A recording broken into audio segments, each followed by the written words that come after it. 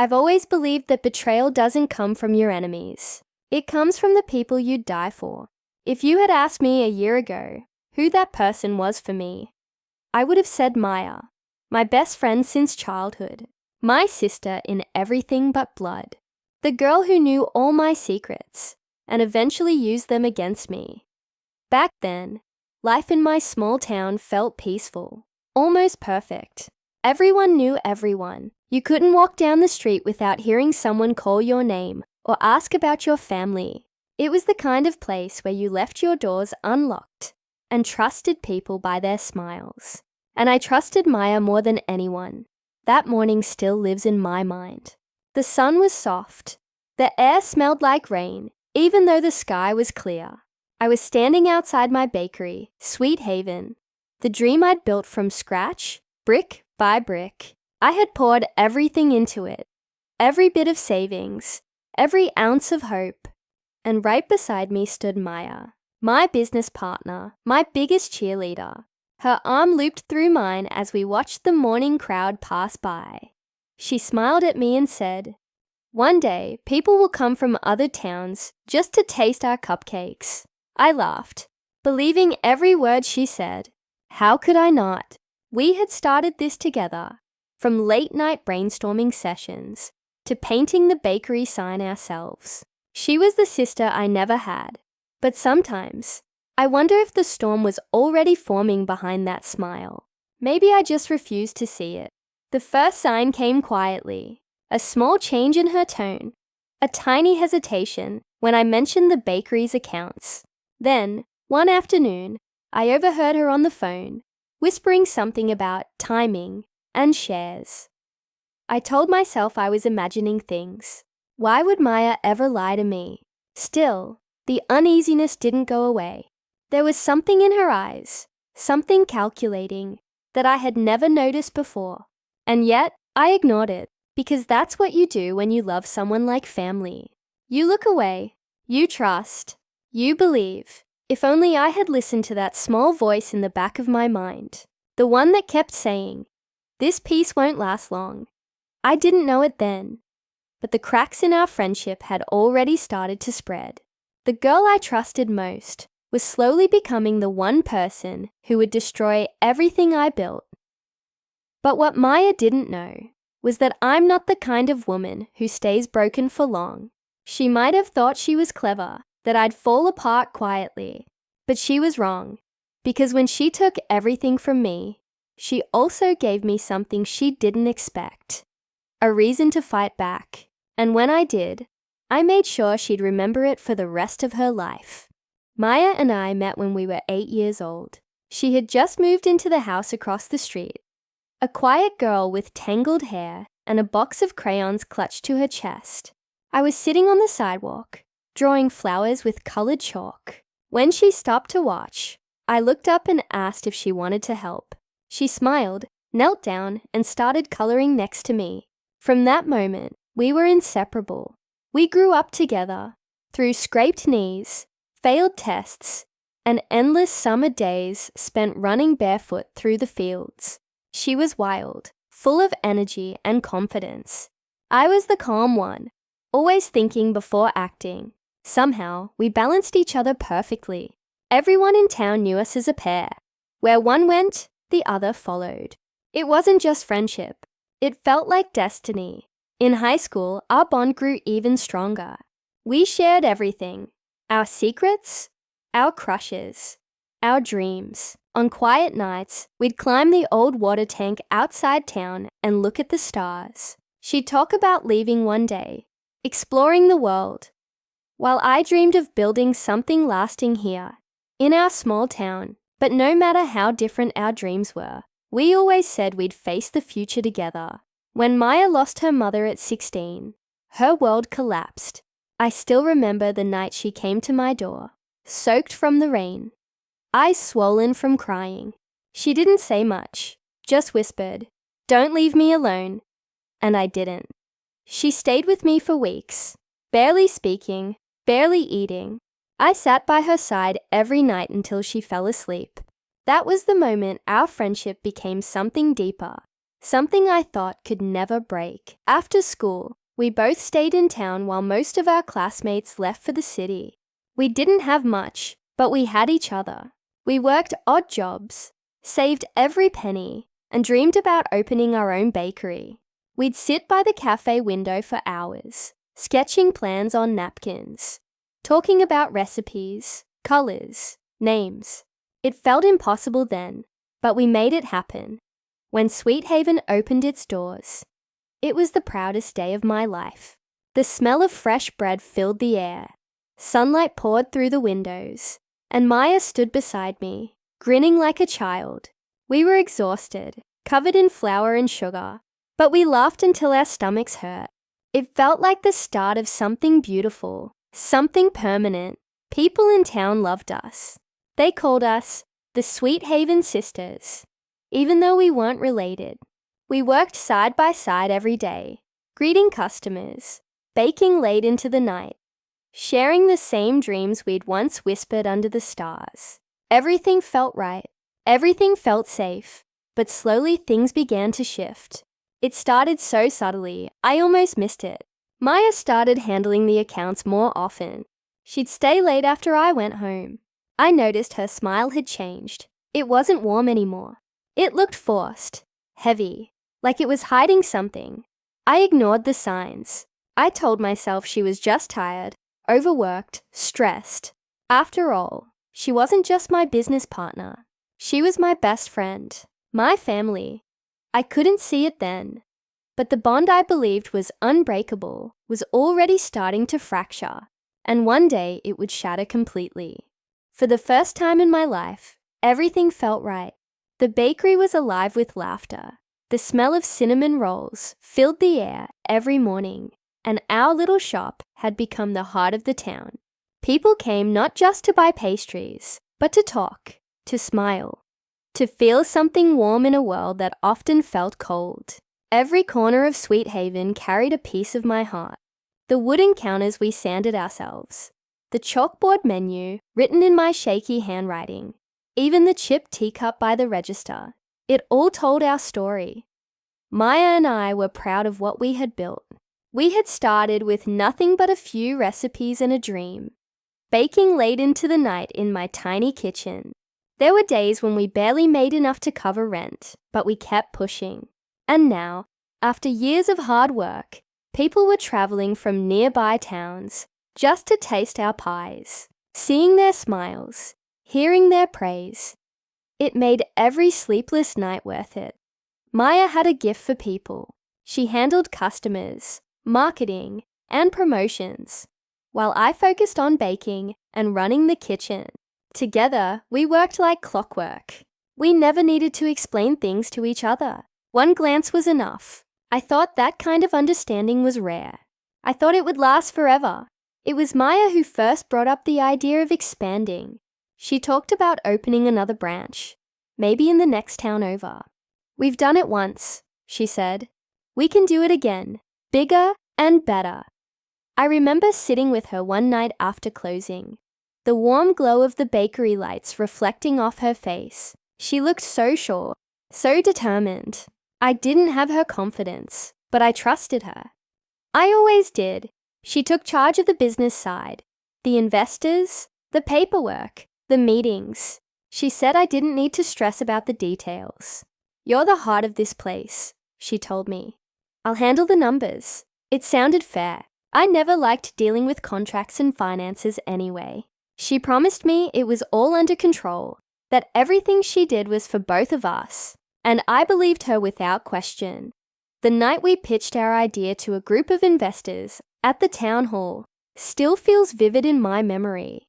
Maya stood at the front of the room, confident and composed, speaking about our bakery like it was her own child. Her words flowed effortlessly, and everyone listened. When she finished, they applauded. I felt proud, grateful, and lucky to have her by my side. I thought we had finally made it. After that night, things started to move quickly. We got offers, contracts, and meetings. Money started flowing in, though I didn't see much of it myself. Maya said it was being reinvested. Renovations, equipment, staff. She always had an explanation ready, and I never doubted her. Looking back, I realize I should have paid more attention. There were moments when she avoided eye contact as I asked questions about expenses. Times when I'd walk into the bakery and find her whispering on the phone, ending the call the moment she saw me. But I brushed it off. I thought she was just tired. I thought we were fine. Every dream I had was tied to that bakery and to Maya. I couldn't imagine one without the other. She was my partner, my family, my greatest blessing. What I didn't realize was that she was slowly turning my dream into her plan. The perfect plan, I thought, was ours. But it wasn't. It was hers. And soon, I'd find out just how perfectly she had set it up to destroy me. It started with small things: missing receipts, late deliveries, money that didn't add up. I told myself it was nothing, that Maya knew what she was doing. She always did. Whenever I questioned her, she'd smile, place a reassuring hand on my shoulder, and say, "Relax, I've got everything under control." I believed her because I wanted to, because trusting her had become a habit I couldn't break. One morning, a man in a crisp suit walked into the bakery while I was frosting cupcakes. He introduced himself as a representative from the bank and said he needed my signature for the final approval of the ownership transfer. I froze. I laughed nervously, thinking it was a mistake. But when he handed me the file, my world tilted. There it was, my bakery's name, my forged signature, and Maya's name listed as the sole owner of Sweet Haven. I couldn't breathe. My hands trembled as I flipped through the pages, my chest tightening with every line I read. She had done it behind my back. My best friend, my sister, the woman who stood beside me on the day we opened the bakery, had sold me out without a hint of guilt. When I confronted her that evening, she didn't even pretend to be sorry. She just looked at me, calm and collected, and said, "It's business, not personal." Her tone was cold, detached, like I was some stranger standing in her way. I remember my voice shaking when I told her she couldn't do this, that I'd go to the authorities.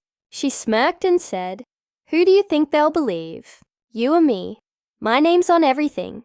You signed it, remember?" That laugh, I can still hear it. It wasn't the laugh of my best friend.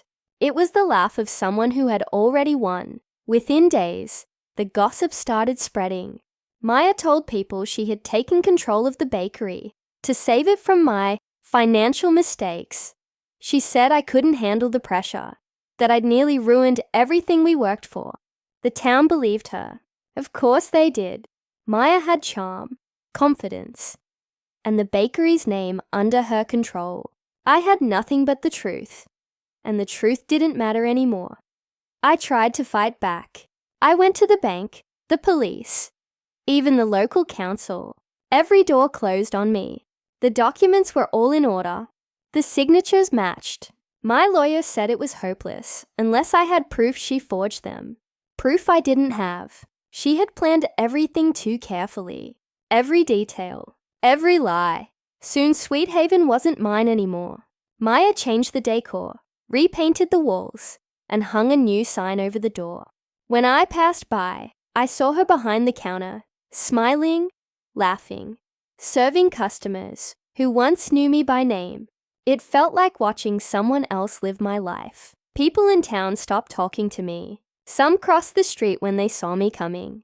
Others whispered that I had lost my mind, that I had thrown everything away. I became the villain in a story I didn't write. For weeks I couldn't leave my house. I sat in silence, staring at the empty space where my dream used to be. Everything I had worked for, gone. Everything I had believed in, broken. But somewhere in the middle of that silence, something inside me hardened. Maya had taken everything from me. My business, my respect, my place in this town. But she made one mistake. She thought she had destroyed me completely. She didn't know that I was still breathing, still thinking, still planning. And while she celebrated her victory, I was already preparing for the moment she'd realized that she hadn't won it all. The nights were the worst. I'd lie awake staring at the ceiling, feeling the weight of everything pressing down on my chest. The bakery had been my world, my heartbeat, and now it belonged to someone who used to call me her sister. I tried to cry, but even the tears stopped coming after a while. I felt hollow, like I'd been emptied from the inside out. Days passed in silence. I didn't answer the door, didn't return calls, didn't even look at my reflection. My house became my cocoon. Quiet, cold, safe from the pitying eyes of people who once smiled at me. I'd hear the hum of cars outside, the distant chatter of customers from Sweet Haven, and it would twist something inside me. She was out there, living the life I built, and I was here, fading away in the shadows. But silence has a strange power. It doesn't just consume you, it teaches you to listen.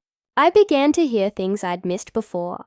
The cracks in Maya's perfect world. The rumors about delayed payments. Suppliers unhappy with her attitude. A few customers quietly saying the bakery didn't feel the same anymore. I didn't plan anything yet. I just listened, quietly collecting every word like broken pieces of glass. One afternoon, I stood across the street from the bakery, watching her through the window.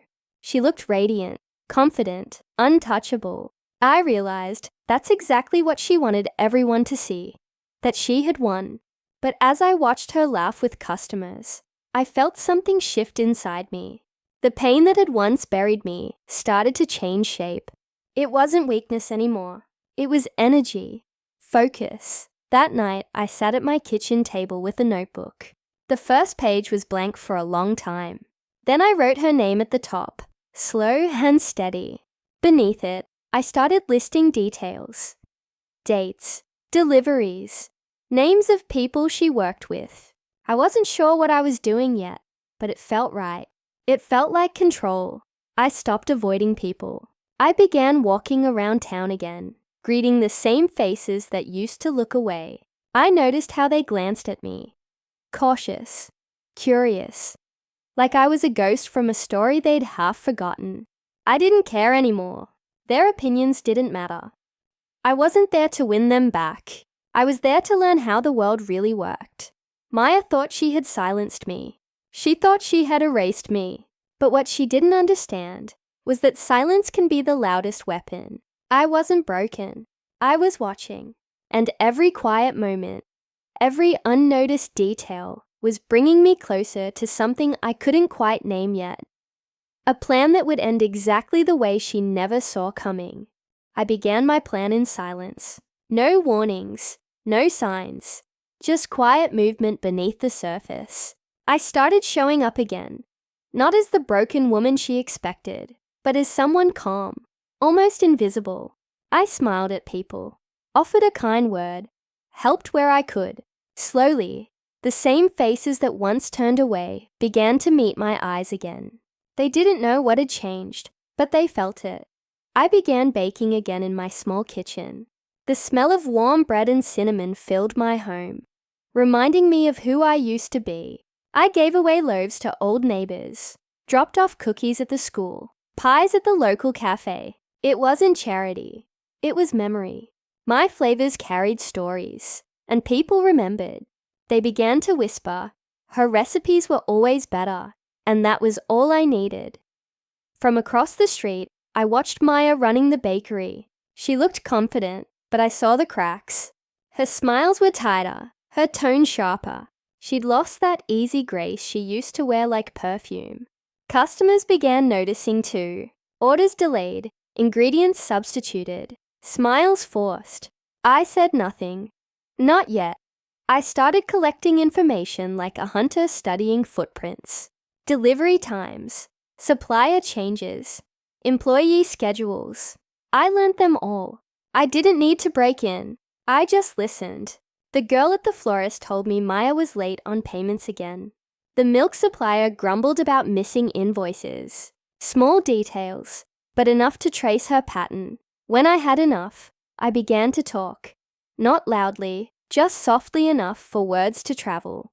I mentioned to a friend how odd it was that the bakery's cakes didn't taste the same. I asked the delivery boy if things were running smoothly. I wondered aloud if Maya was okay, handling everything alone. I didn't accuse her. I let people fill in the blanks themselves. And they did. I visited the bank too, pretending to need advice for starting over. I asked innocent questions about business transfers, paperwork, ownership details. The manager, without realizing, confirmed more than I asked for. Every sentence was another thread in my web. The real turning point came when one of her employees, a young woman named Claire, reached out to me. She was scared, tired, and angry. Maya had been underpaying her for months, blaming cash flow problems. Claire showed me records, receipts, even voice notes. I didn't tell her what to do. I just listened, and that was enough. Piece by piece, Maya's empire began to crumble. Suppliers stopped extending credit. The bank began asking questions. Customers complained about the sudden change in taste, the drop in quality. The whispers grew louder until they became talk, and talk turned into truth. Then came the article, a short piece in the local paper about irregularities in Sweet Haven's management. No names, no accusations, just questions. But that was all it took. The town that once adored Maya began to doubt her. I didn't celebrate. I didn't gloat. I just watched from across the street, quiet and steady, as everything she stole began slipping from her hands. She had no idea I was behind it. She thought fate had turned against her. But it wasn't fate. It was me, calm, patient, and deliberate. Revenge didn't come with fire or fury. It came with silence, timing, and truth. Every move I made was a mirror of what she had done to me, only cleaner. She taught me how to play this game. She just never imagined I'd play it better. It began with whispers, quiet at first, drifting through the town like smoke. People looked at the bakery differently now, asking questions that hadn't been asked before. Why are the shelves empty? Didn't she promise that new menu? The gossip spread quickly, unstoppable, and I could see Maya feeling it. Her smiles no longer reached her eyes, her confident stride faltering with each passing day. Then the article came. The headline read, "Sweet Haven under investigation for forged documents and financial misconduct." Supplier statements, invoices, and the timeline of the ownership transfer were all there. My name wasn't mentioned, but anyone who knew the town knew exactly who was responsible. Maya was exposed. I stood across the street from the bakery that morning, the sun breaking through the fog. She unlocked the door and glanced in my direction. For the first time in months, her expression faltered. That smirk she wore for so long was gone. By noon, chaos had taken over the bakery.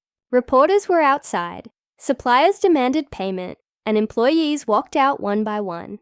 I watched from a cafe window, hands wrapped around a cold cup of coffee, as everything she had built began to crumble. It didn't feel like triumph, just a sharp, necessary clarity. Later that afternoon, she stormed into the cafe, voice trembling with anger and fear. "You did this," she hissed. "You think you can ruin me?" I looked at her calmly. "No, Maya," I said quietly. "You did it yourself." The room fell silent. Everyone was listening. Her glare had lost its power. People shook their heads or whispered. The silence around her was louder than any argument, the sound of a reputation collapsing. Within days, the bakery closed for renovations. The bank froze her accounts. Investors pulled out. Suppliers refused to deal with her. The blue Sweet Haven sign was taken down, leaving only faint outlines on the wall, a reminder of what had been stolen and lost. I didn't celebrate. I didn't need to. Seeing the truth surface was enough. She had destroyed herself with her own greed. Weeks later, I walked past the empty shop. The windows were dusty, the counters bare. I pressed my hand against the cold glass and could almost smell the sugar and cinnamon. Hear the laughter. Feel the warmth of what used to be. I took a deep breath and walked away. Justice had been served. Clean, quiet, and final. Maya learned too late that betrayal doesn't end when you take something. It ends when the world finally sees the truth. After everything had settled, the town returned to its rhythm. But I moved differently now. Quieter, sharper, more aware. Sweet Haven remained closed, empty and still, but I no longer felt loss as a wound. It became a reminder that I had survived, endured, and learned. People who had turned away returned with cautious respect. Some whispered apologies. Others offered quiet smiles. I didn't need their forgiveness. I only needed to know the truth had come to light. I spent my days focusing on myself, on my skills, my passions, and the dreams that hadn't been stolen, only delayed. I understood that betrayal, as painful as it is, can teach clarity. It reveals who is real, who is false, and most importantly, what you are capable of. I had been hurt, but I was never defeated. The patience, the careful planning, and the quiet steps had restored my strength in ways anger never could. Sometimes I walk past the empty bakery, press my hand against the cold glass, and smile, not out of bitterness, not out of vengeance, but because I know that Maya's choices have shown me what I am capable of. Betrayal may have touched my life, but it did not touch my will. I survived, I endured, and I will rise again, stronger, wiser, and unstoppable.